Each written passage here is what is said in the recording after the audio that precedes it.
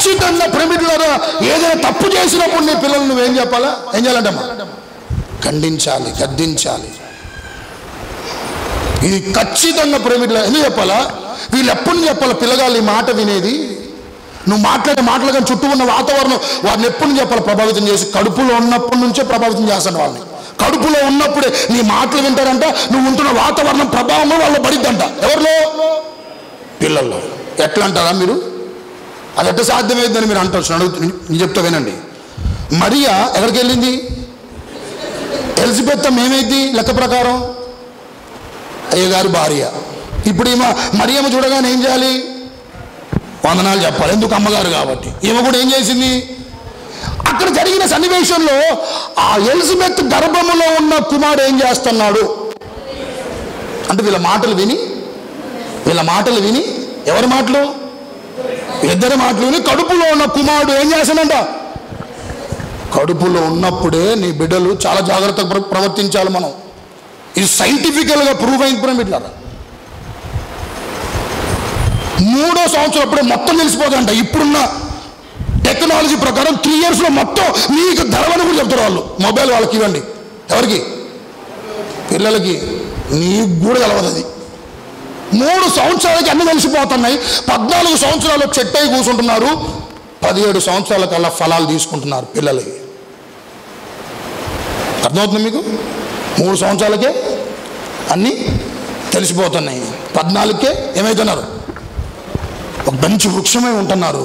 17వ సంవత్సరం కల్లా ఆ ఫలాలు ఏం చేస్తున్నారు? మీరు అనుభవిస్తూనే ఉన్నారు. ఎంతమంది ఏడుస్తున్నారండి? 15, 16, 17 సంవత్సరాలకి దారి తప్పి తిరుగుతున్నటువంటి పిల్లలను ఏంటంట చూచి నిశ్చేష్టులుగా ఏం చెయ్యలేక ఏడుస్తున్నటువంటి వారు ఉన్నారు. గల కారణం ఏంటి? అందుకనే బైబిల్లో ఒక మాట ఉంటుంది, బాలు నడవలసిన త్రోవలు ఏం చేయాలంట? చెప్పాలి. బాలు నడవలసిన త్రోవలు ఏం చేయాలంట? నడిపించాలి. 2 పక్షులు ఉంటాయి. ఒకటి నిప్పుకోడి, రెండోది ప్రేమికులారా పక్షిరాజు. నిప్పుకోడి గుడ్లు ఎక్కడ పెట్టింది తెలుసా? పెట్టి మట్టిలో పెట్టింది. ఏ మట్టిలో? అందరు తిరిగే ఆ మార్గంలో పెట్టిద్దంట. ఏదైనా తొక్కుతో గుడ్లు ఏమైపోతాయి? పగిలిపోతాయి. కొందరు ఉంటారండి, పిల్లలని గమనించండి, నైతిక విలువలు అసలు నేర్పించరు కూడా, చెప్పరు కూడా. ఇలాంటి మంచి మంచి విషయాలు ఏం చెప్పరు. ఎందుకు చెప్పరు? చెప్పాలి. ముందు వాళ్ళు ఉంటే కదా. ఏంటది అసలు ముందు వాళ్ళు ఉంటే కదా వాళ్ళు చెప్పడానికి. అదే పక్షిరాజు తెలుసా? వినండి ఏం చెప్పాలా? ఆకాశ గగనమునకు వెళ్ళి ఎవ్వరు అందనంత ఏంటంట ఎత్తైన స్థలములో గూడు పెట్టుకొని గుడ్లు అక్కడ పొదిగిస్తుంది. ఏ శత్రు వచ్చి ఆ గుడ్లు ముట్టుకోకుండా నేను పడ్డ ప్రయాసం ఏం కావద్దు, వ్యర్థం కావద్దు అని ప్రేమికులారా ఎక్కడో గగనమున ప్రేమికులారా పక్షిరాజు గుడ్లు పెడుతుంది. ఈరోజు ఎలా ఉంది చెప్పాలి మీరు మీ బిడ్డల విషయంలో? ప్రభువా నువ్వు రోజు ప్రార్థన చేయ, వీలైతే తండ్రిగా వారికి నువ్వు జన్మనివ్వటం ఆశీర్వాదం కాదు, సరైన మార్గంలో పెంచడం మరింత ఆశీర్వాదకరం. ప్రేమికులారా కంఠం కాదు ఆశీర్వాదం, దేవుడు బహుమానం ఇవ్వడం ఆశీర్వాదము కాదు, నువ్వు దేవుడి విధానములో నడిపించడమే అంతకు మించిన గొప్ప ఆశీర్వాదం. రోజు ప్రార్థన చేయి, ప్రభువా ఏ దుష్టుడు నా కుమారుని ముట్టుకోవద్దయ్యా, ఏ దుష్టుడు నా కుమార్తెను ముట్టుకోవద్దు.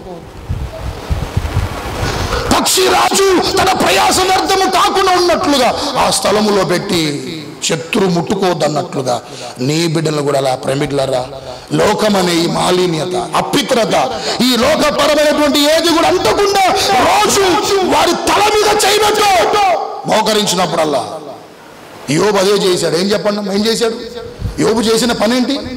ప్రతిరోజు అంటే అది వాడుక చేసిన బతుకున్నంత కాలం వేకు లేవటం ఏంటంట వాళ్ళు అర్పించడం, వాళ్ళ కొరకు ఏం చేయమంట.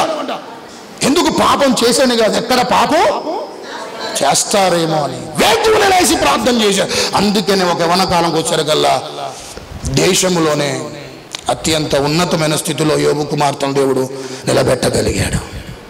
నువ్వు కూడా ప్రార్థన చేయి. ఏం చేయాలి మా? ఏం చేయాలి? పిల్లల కొరకు ఏం చేయాలంటమ్మా? నా బిడ్డల్ని ఏ దుష్టుడు ముట్టుకోవద్దయ్యా, ఏ అప్పు అంటొద్దు నాయన. చేస్తున్న వారు స్తోత్రాలు చెప్పండి, చేస్తున్న వారు స్తోత్రాలు చెప్పండి, చేయండి, మంచిది. ఇలా చేస్తే you are a real father, best father for your parents. నువ్వు ఆస్తి ఇవ్వకపోయినా పర్వాలే, నీ చిన్న ఆస్తులు ఇవ్వకపోయినా పర్వాలే, భక్తిలో పెంచు వారిని, ఆత్మీయతలో పెంచు. ఆ అనుభవాలని వారిని నీకంటే గొప్పగా దీవిస్తే వారిని, నీకంటే ఉన్నతంగా దీవిస్తే వారిని, నీకంటే ఒక మంచి స్థితిలో ఉంచగలిగేలా చేస్తాయి వారిని. హల్లెలూయా. ఇంకోటి ఏంటమ్మా? H stand for hero. Hero అంటే మాదిరికరమైన జీవితం. చెప్పండి నాడా, మాదిరికరమైన జీవితం.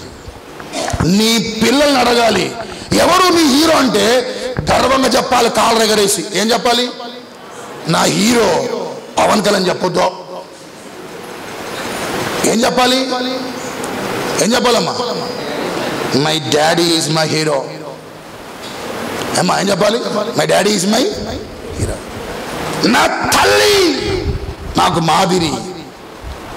ఇలా నీ బిడ్డలు ప్రేమికులారా చెప్పగలగాలి. ప్రేమికులారా ఆ స్థితికి నీ జీవితం ప్రేమికులారా వారి కళ్ళ ముందు అలా కనబడాలి. ఆ విధంగా నడుచుకోవాలి.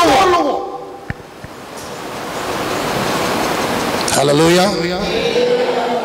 నేను చెప్తా, my daddy is my hero, is my role model. ఎవరైనా ఇక్కడ చాలా మందికి కూడా పెద్దయ్య గారు చాలా మంది రోల్ మోడల్గా ఉన్నాడు. గట్టిగా చప్పలు కొట్టి నాన్నగారిని బట్టి ప్రభుని మహిమపడతాం.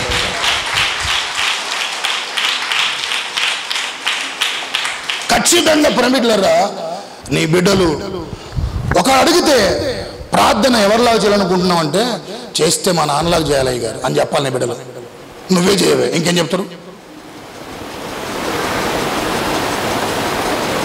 బతికిన కొద్ది కాలమైన మొదటిగా దేవుణ్ణి ప్రేమికులారా వారు మాదిరిగా పెట్టుకొని నీ కళ్ళ ముందు కనపడుతున్న నువ్వు నీ బిడ్డలకి మాదిరికరంగా ఉంటే, చెప్తున్నాను వినండి ప్రేమికులారా, నీ మాటలు చేయలేంది నీ మాదిరి చేయగలిగింది. తెలుసా? మాటలు చేయలేంది, చేతలు చేయలేంది మాదిరి చేయగలిగింది. నమ్ముతున్న వారు స్తోత్రాలు చెప్పండి ఒకసారి. ఇంకొంచెం బిగ్గరగా హల్లెలూయా.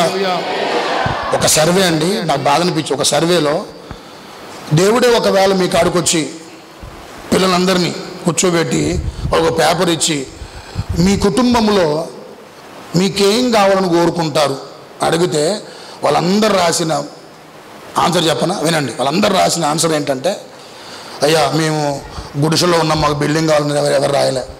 మేము సైకిల్ మీద వెళ్తున్నాం, మాకేం కావాలి? బండి కావాలని రాయలే. మేము సొంత ఇంట్లో ఉన్నట్లే మేము రెంటింట్లో ఉంటాం, మా సొంత ఇల్లు కావాలని ఏది రాయలేదంట. మా ఇంట్లో మా తల్లిదండ్రులు మంచిగా ఉంటే చాలని రాశారంటండి పిల్లలు. అంటే అర్థం ఏంటి? మాదిరా కాదా? అది మాదిరికరమైన జీవితమో కాదా? చెప్పండి ఒకసారి. That is not at all మాదిరి. హల్లెలూయా. చెప్పాలి నీ బిడ్డలు. ఏం చెప్పాలి? ఇక్కడ కూర్చున్న నీ బిడ్డలని ఒకళ్ళు పేపర్ ఇస్తే చెప్పాలి. ఎవరి గురించి?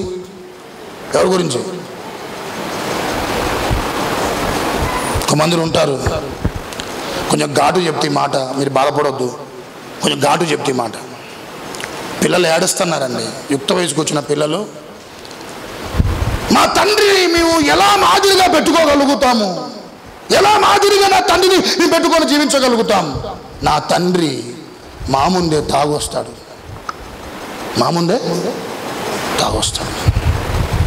ఈలోపు వాళ్ళ భార్య వచ్చి అన్నమాట అని చెప్పాలా?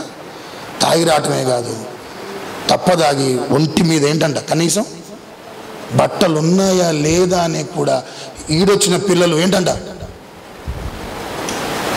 కళ్ళ ముందు కనపడుతున్నా కూడా 2 గదులు, ఒకటి బెడ్రూమ్, ఇంకోటి కిచెన్. అక్కడ అలా తాగి సొయ్యి లేకుండా కనీసం ఒంటి మీద ఉన్నటువంటి వస్త్రాలు కూడా తెలవనంత విశేషణంగా తాగి ఇలా జీవిస్తుంటే ఆ పిల్లలు ప్రేమికులారా తల్లి ఏడుస్తూ చెప్పినటువంటి మాట. అంటే ఎందుకు ఈ మాట చెప్తున్నానంటే ఇలాంటి విషయాల్లో కాదు నీ బిడ్డల మాదిరిగా ఉంచాల్సి. ఒక ప్రార్థనలో, సాత్వికములో, విధేయతలో, లోబడుట్లో, ప్రేమికులారా తగ్గించుట్లో, భయభక్తులు కలిగి ఇలాంటి అంశాలు నీ బిడ్డలకు మాదిరికరంగా ఉండు. నిన్ను వెంబడిస్తారు సంగమా, నిన్ను అనుసరిస్తారు వారు. హల్లెలూయా. ఇక నీ కొరకు జీవించే నీ కొరకు బ్రతికి సాక్షిగా ఉంటారు. నా తోడబుట్టిన వారి మధ్య, సంబంధుల మధ్యలో, అనేకుల మధ్యలో ప్రభా నీ బిడ్డల ప్రభా నాకు అన్ని సాక్షులుగా ఉంటారు. వారి తీర్మానం వ్యక్తపరచునేదిగా నీ యొక్క బలిష్టమైన బలీయమైన సన్నిధి నీ బిడ్డల వారు చేసిన తీర్మానం స్థిరపరచబడును గాక. అంతవరకు నమ్మకస్తులుగా ఉండురు గాక. కడ ఊపిరి వరకు ప్రభు కొరకు బ్రతుకుదురు గాక. నీ రాకడి త్వరగా జరిగినా మా పోకడి రెండిట్లు ఏదో ఒకటి ముందు జరిగినా అప్పటి వరకు మీ నమ్మకస్తులముగా ఉండుము గాక. దయచేసి రక్షణ చాలా మంది అందరూ రక్షణ మారుమని దయచేసి అందరూ వేడుకుంటున్నాను తండ్రి.